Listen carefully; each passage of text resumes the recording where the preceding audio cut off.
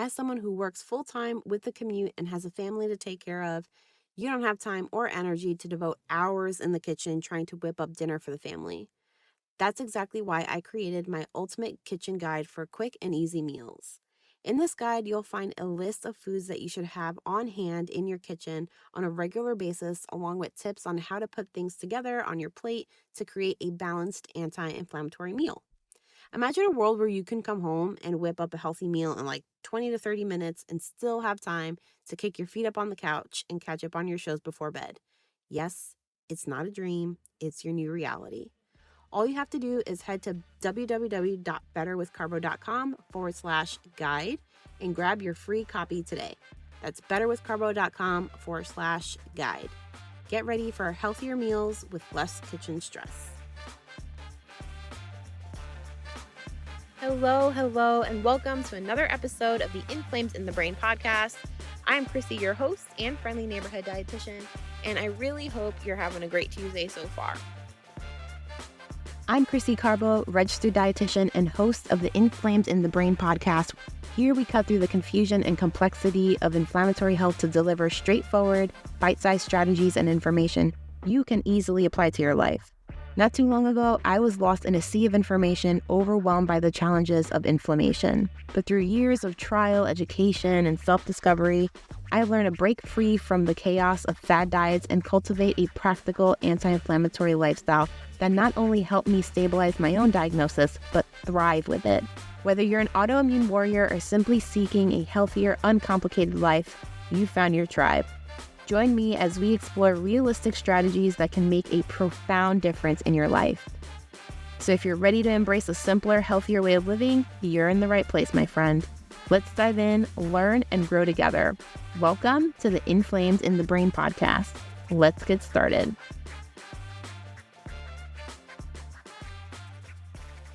I just want to start off by sharing that the other day I found myself in a bit of a pickle where it was like 5 p.m. I forgot to take out some protein to defrost for dinner. Arthur had to go to sleep in like 2 hours. I was tired and I really didn't feel like ordering takeout. The food options around me are pretty lame because I'm limited. All I have are a McDonald's and a Taco Bell and a Burger King, and I just don't find those restaurants appetizing. I have to drive about 30 minutes to get to my favorite food options. And ever since becoming a mom, where all I do is calculate how much time I have to do stuff within Arthur's wake window, driving 30 minutes for dinner just makes me feel rushed. So, anyway, there I was at this kind of crossroads where I'm thinking, what the hell can I make for dinner that's quick and easy? And I settle for breakfast. The way that I plan my dinners is thinking about protein first, and breakfast is easiest because protein is always eggs, for me at least. If you ask me, I honestly consider eggs to be a superfood. Not just because they're super nutrient dense, but because they're so versatile that you can cook them so many different ways. They're an amazing protein source and they cook so fast. Regardless of the meal, if you're using eggs as your protein source, your meal is going to be done in like 5 minutes. And yet, despite all of these amazing things about eggs, I think they're still considered like a taboo food where you have some people, myself included, who are super gung ho about eggs. And then there's other people who are more iffy and skeptical because they've been told by so many people that they're unhealthy. And if they do have eggs, maybe they'll just have egg whites. I used to be one of those people that would just have egg whites. I was afraid of the fat content and cholesterol, but knowing what I know today, the whole egg and cholesterol conspiracy has become one of my favorite myths to debunk. The confusion around eggs also stems from the confusion around cholesterol.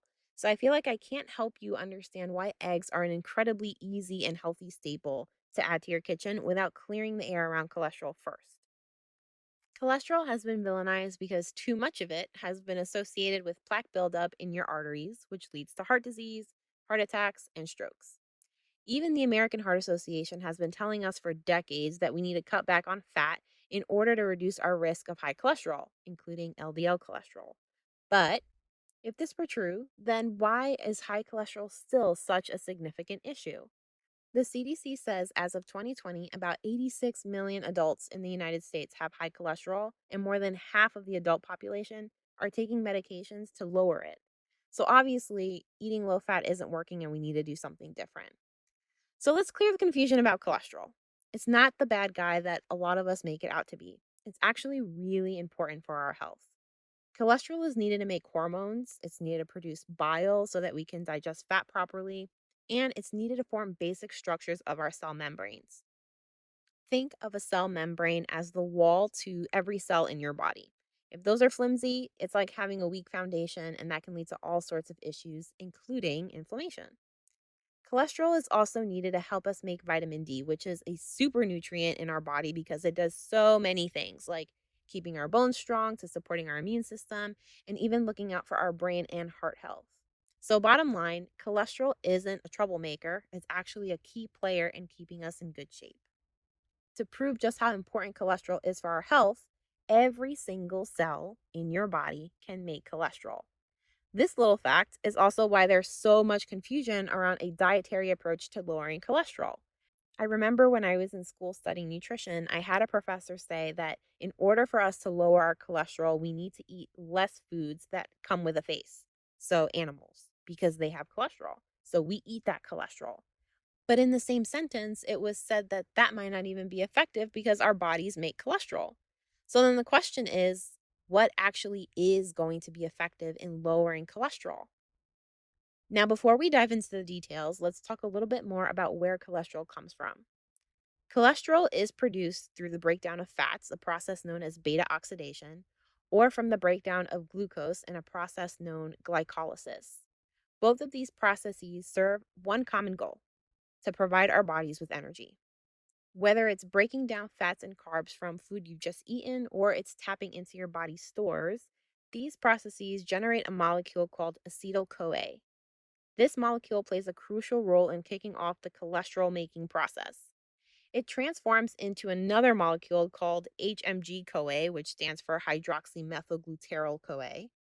HMG CoA does its thing with HMG CoA reductase, an enzyme, to become mevalonate. And finally, from mevalonate, a series of reactions happen that eventually lead to the creation of cholesterol. In order for cholesterol to get around and do its thing, it needs to be carried through the bloodstream by LDL and HDL.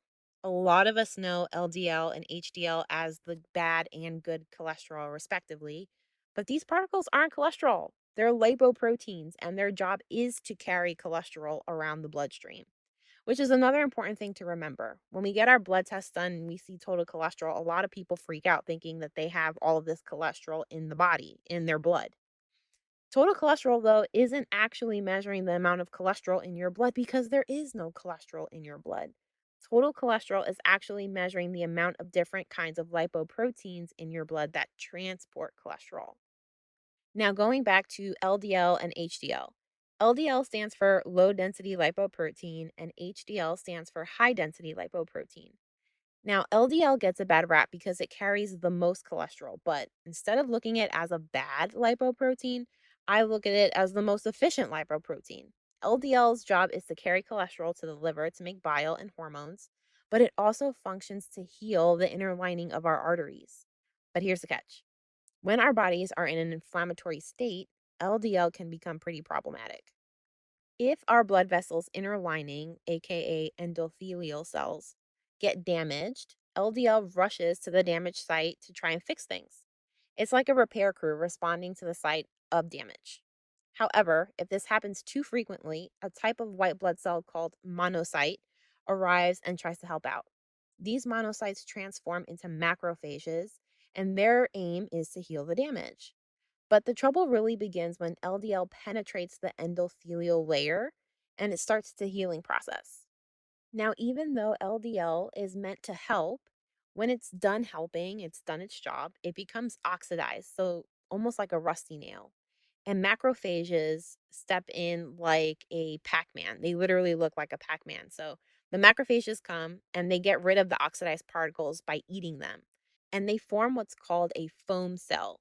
And these foam cells can become harder and larger and almost like popping. Well, not really popping, but like protruding out of the endothelial layer like a scab, which some people call it like a cap. Now, if the scabs break off due to blood flow, that's when you become really high risk for stroke. So, in a nutshell, while LDL is doing its job of transporting cholesterol and helping out our arteries heal from damage, frequent damage can turn LDL into something that's more problematic. And we really have to understand that while high LDL levels are a sign of a problem, the problem isn't the LDL itself. There's something else going on that's causing tons of those LDL particles to respond and eventually turn into these scabby things. And what are those something else's that we need to be concerned about? Smoking, environmental toxins, stress, and nutrient poor diets, specifically diets that are high in refined carbohydrates and problematic fats like hydrogenated oils and trans fats.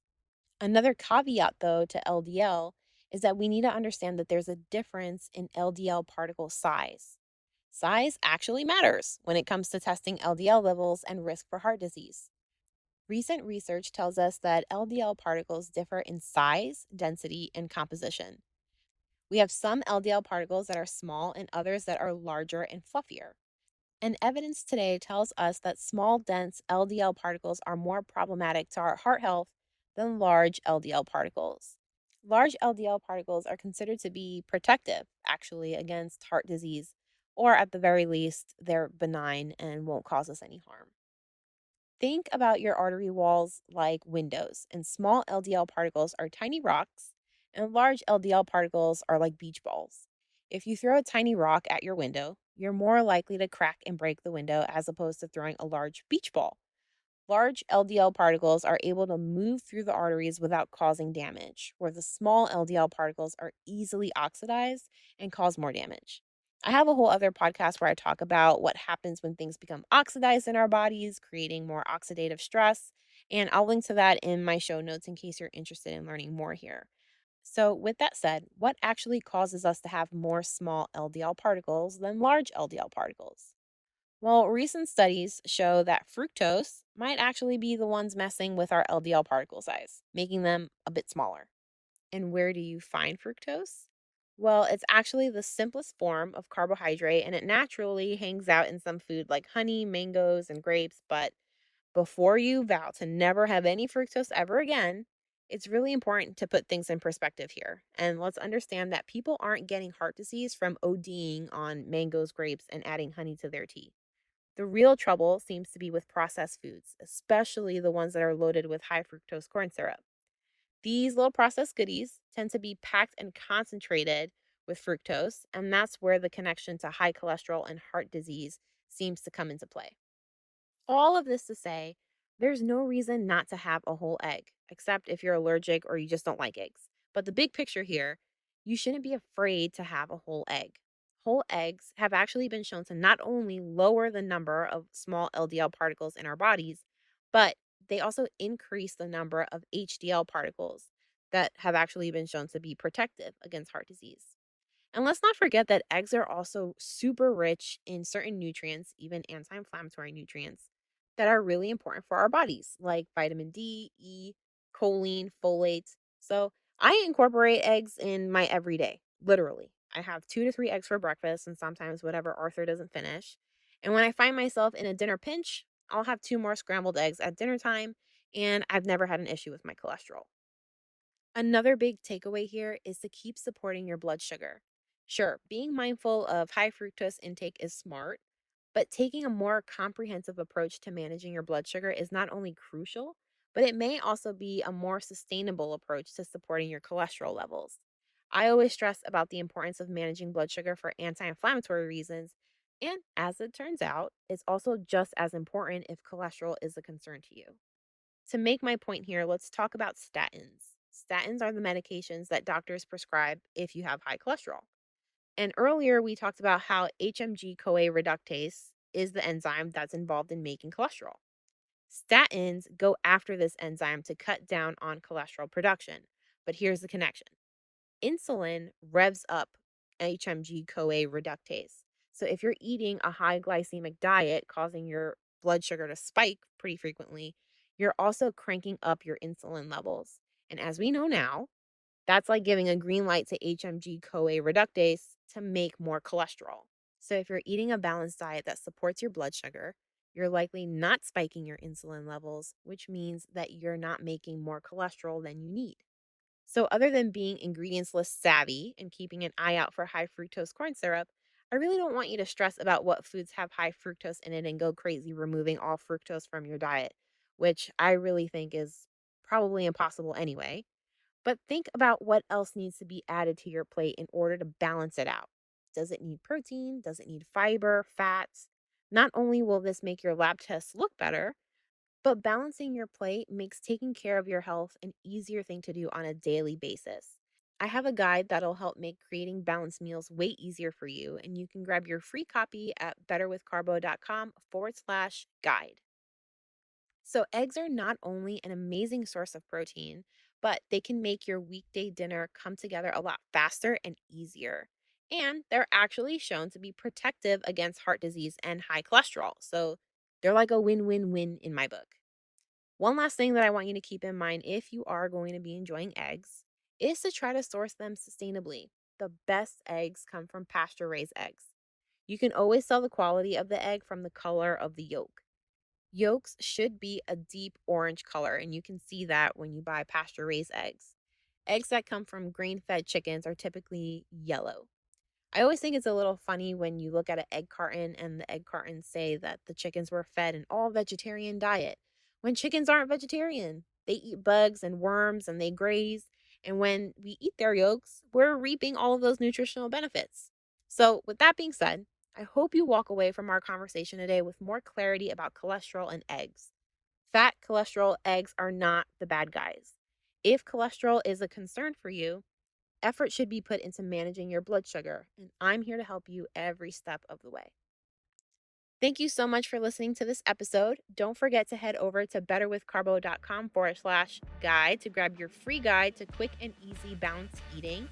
Please share this episode with a friend who could benefit from our chat today, and please leave a review and reach out to me. You can find me at betterwithcarbo on Instagram. I'd love to hear from you. And don't forget to subscribe so you don't miss out on any of our anti-inflammatory convos. Until next time, same place.